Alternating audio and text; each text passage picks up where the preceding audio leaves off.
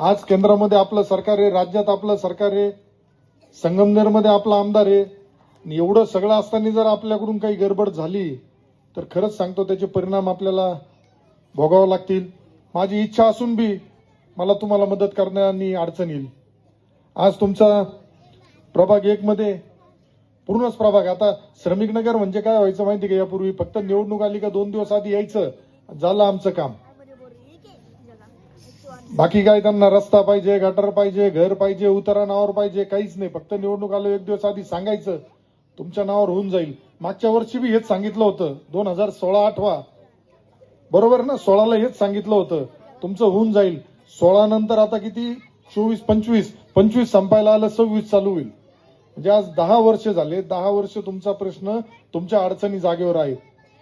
त्यामुळं मला जी माहिती मिळाली होती माझ्याकडे, तर मी आमदार झाल्यानंतर तर खाली नगरसेवक बी एक नव्हता, निवडणूक लागली, पण मी काम करताना प्रत्येक प्रभागाला निधी देण्याचं धोरण धरलं. उद्या ज्यांनी मतदान केलं त्याच्याच भागात कामं नाही करायची, ज्यांनी नाही केलं तिथं बी काम करणे माझं कर्तव्य आहे. पण हे कधी आता होतं, उद्या इथं जर वेगळा नगरसेवक निवडून आला आणि मी म्हणलो इथं मला उतारणावर करायची आणि तो म्हणला मला इमारतच बांधायची आहे, आता तो इमारत कुठून बांधणार आहे? इमारत कशी बांधणार? आज उतारा तर नावावर झाला पाहिजे. आम्ही देतो ना, मोदी साहेबांकडून घरकुल योजना आम्हीच राबवतोय. मोदी साहेब हर घर नल बी देताय, ज्याला घर नाही त्याला घर देताय, धान्य देताय, सगळंच देऊ राहिले मोदी साहेब. मोदी साहेब सगळं देताय. आदरणीय एकनाथराव शिंदे साहेब लाडक्या बहिणींना दर महिन्याला 1500 रुपये देताय. मग सगळं मिळत असताना सगळा तुमचा विचार आम्ही करतोय, परिवार म्हणून आम्ही तुमच्या बरोबर असताना आज हे आता हे शेट किती दिवस बोकांडी घ्यायची, आता हे कुठंतरी थांबलं पाहिजे. आणि यांनी काय केलं, कसं केलं हे मी काय जास्त सांगायची गरज नाही. आता आपण प्रभाग क्रमांक 1 मध्ये 2,13,05,000 रुपये फक्त वर्षभरात मी दिले. त्याच्यामध्ये तुमच्या 1 number, 2 number, 3 number, 4 number, 5 number गल्लीमध्ये कॉन्क्रीटचे रस्ते बी दिले. आता मुन्नानी डीपीचं सांगितलं होतं, तिथला डीपीचा विषय मार्गी लागला. तुमच्या भागातील जर म्हणायचं तर वसीम शेखचा जो मेडिकलचा विषय आहे तो सुद्धा आपण मार्गी लावतोय. गेल्या कित्येक वर्षापासून, 30 वर्षापासून पवार व इरफानच्या घराच्या तिथं जो लाईटीचा पोल होता, मागच्या वर्षी उमेदवारांनी त्या नगरसेवकांनी सांगितलं होतं पोल काढून देतो. 34 वर्ष पोल काढायला त्यांच्याच्याने झालं नाही. पण मुन्नानी करून दाखवलं. कुठलंही पद नसताना, काही नसताना मुन्नानी काम करून दाखवलं. त्यामुळं मुन्नाच्या पाठीमागे ठाम उभे राहा. तुमचा जो 132 जणांचा घराचा विषय आहे त्यामध्ये सुद्धा तुम्हाला आता किती जणांना आठवतं मला माहित नाही. 1977 मध्ये त्यावेळेचे आमदार आता स्वर्गीय बीजे खताळ पाटील यांनी तुम्हाला इथं पुनर्वसनाच्या, पूरग्रस्त नागरिकांच्या पुनर्वसनाला जागा दिल्या होत्या. 132. बघा, नियतीचा खेळ असतो, योगायोग असतो. त्यांनी जागा दिली पण उतारा तुमच्या नावावर राहायचं काम हे मलाच करायची वेळ आली. शेवटी खताळांनी केलेलं खताळांनाच पूर्ण करायचंय आणि हे निश्चित होणार आहे. पण आता काय झालं, 2 तारखेला निवडणूक झाली, आपली पुढे गेली. काही जणांना वेळ मिळाला, ते आले म्हणे इथं 3-3 मजली 4-4 मजली इमारत बांधून देतो. खोटे तुम्हाला आश्वासनं द्यायला लागले, अफवा करायला लागले. आता तुम्ही लोकांनी ठरवायचंय. आम्ही तर ठरवलंय, तुम्हाला उतारे तुमच्या नावावर करून देण्यासाठीची प्रक्रिया हे कोण करू शकतं माहिती का? ज्याचं सरकार आहे तो करू शकतो, जो आमदार आहे तो करू शकतो. तुम्हाला इथं महिला सुरक्षेसाठी सीसीटीव्हीची गरज आहे, रस्त्याची गरज आहे, पूर्ण दाबाने पाणी येत नाही, भूमिगत गटारीची गरज आहे.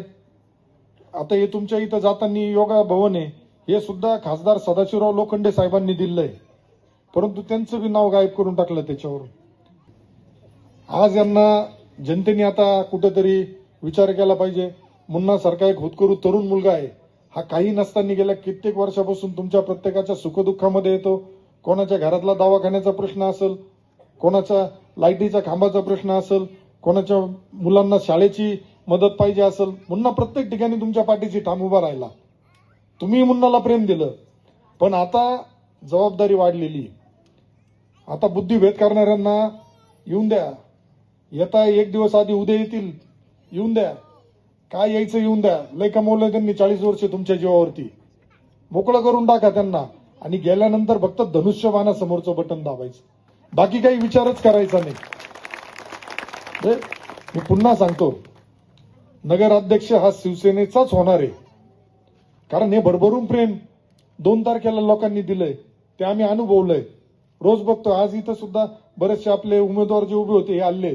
मग आता नगराध्यक्ष आपला झाला, नगरसेवक आपले झाले. तुमचा इथला 1 नंबरचा आणि 2 नंबरची जी निवडणूक आहे तिथला जर नगरसेवक आपला नाही झाला तर मग आम्ही जे स्वप्न घेऊन किंवा आम्ही जी इच्छा घेऊन पुढे चाललोय, आम्ही जातोय शिंदे साहेबांकडे पत्र घेऊन, साहेब आमच्या हा 132 घरकुलांचा यांचे उतार्याचा प्रश्न मार्गी लावायचा आहे. साहेब म्हणे अमोल तू सांगशील तसं 100% करून देणार. बावनकुळे साहेब म्हणताय महसूल मंत्री, अमोल तू म्हणणार तसं करून देणार. संगमनेरमध्ये तुझा हा विषय मी मार्गी लावून देतो. मार्गी लागल्यासारखा आहे. पण आता शेवटी तुमची परीक्षा ही, आता आमची नाही म्हणता येणार. आता ही तुमची परीक्षा आहे. तुम्ही किती इथं गडबड करता आणि किती मतदान देता त्याच्यावरती ठरणार आहे. ते आपल्या माध्यमातून या ठिकाणी पूर्ण होतंय. सर्वांना आता जे काही राहतं घर आहे त्यांना ती मागणी तीच आहे का ते आम्हाला बिल्डिंग नको, राहतं घर जे काही आहे ते आम्हाला नावावरती करून द्या. आम्ही आमच्या पद्धतीने प्रधानमंत्री आवास योजनेच्या माध्यमातून बांधकाम करून घेऊ. 2 मजली 3 मजली जे काही ज्या पद्धतीने ज्याच्या पद्धतीने बांधकाम या ठिकाणी सर्व या ठिकाणी करू इच्छितात. त्याच्यामुळे मी आपल्याकडे प्रस्ताव दाखल केला होता. आपण मुख्यमंत्री एकनाथजी शिंदे साहेबांकडे हा प्रस्ताव पाठवला. त्यावरती साहेबांची मंजुरी या ठिकाणी आलेली आहे. त्याचबरोबर त्यांचा चेहरा आपल्याला या ठिकाणी प्राप्त झालाय. त्यानंतर भाऊंनी जे काही आता मागे हिवाळी अधिवेशन झालं, नागपूर अधिवेशन, त्यामध्ये हा मुद्दा मांडला. तिथे आपल्याला या ठिकाणी भाऊंच्या माध्यमातून मंजुरी आली. बाकीच्या काही समस्या आहेत, लाईटचे पोल आहेत, लाईटच्या वायरी आहेत, काही ठिकाणी गटरच्या समस्या आहेत, त्या सर्व समस्या आम्ही नोंद केलेल्या आहेत. येत्या 8 दिवसामध्ये सर्व समस्यांवरती काम या ठिकाणी माझ्या माध्यमातून, अमोल भाऊंच्या माध्यमातून त्यांच्या मार्गदर्शनाखाली मी करणार आहे.